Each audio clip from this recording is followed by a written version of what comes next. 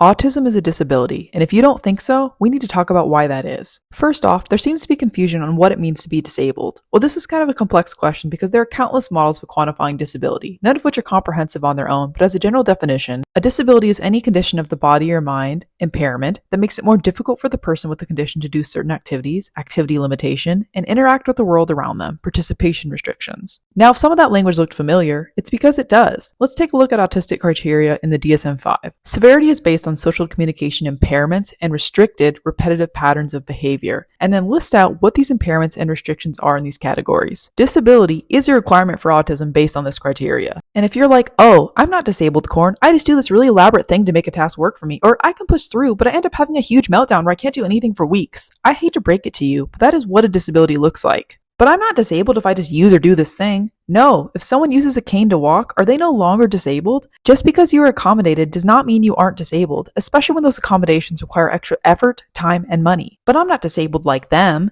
And disability is diverse, dynamic, and a wide spectrum. Should you acknowledge that you have privilege in disabled spaces if your impairments are not as impactful on your life? Yes. But by refusing to use the term disabled because it doesn't meet a fictional idea of severity, it actually just creates more stigma around disability for those most marginalized and perpetuates aspie supremacy internalized ableism. Yes, you are always free to choose the labels that describe you, but that doesn't mean you are free of the consequences of using or not using them and their context in the disability movement. Saying autism isn't a disability ultimately comes at the expense of high supporting autistic folks who rely on disability status for life-saving protections, accommodations, and medical care. It also is largely invalidating to the spectrum of disability that includes impairments in vision, movement, thinking, learning, communicating, and much more. Some folks are disabled by their body. Some folks are disabled by society. Many folks are disabled by both. Some disabled folks are eligible for disability benefits, and some disabled folks do not qualify because these programs have a strict severity threshold and are structured around your ability to work alone, which is problematic. That doesn't mean you aren't disabled, but even in a perfectly accommodated world, I would still be disabled. That doesn't mean I am reducing myself to my disability. That means I'm acknowledging hardship and systemic inequality for disabled folks. Disabled is not a bad word, and the reality is, when you start to accept that you are living as a disabled person, you start to lose so much of the shame around asking for help and getting the accommodations you need. Your quality of life will improve, and you deserve it. And I know we are all at different points in our discovery journey and path to disability justice, but if you're new to these spaces, don't let the word disabled scare you. Please do your research and listen to disability advocates, because comments like these in passing can do real harm even when you don't mean to. Bye, friends.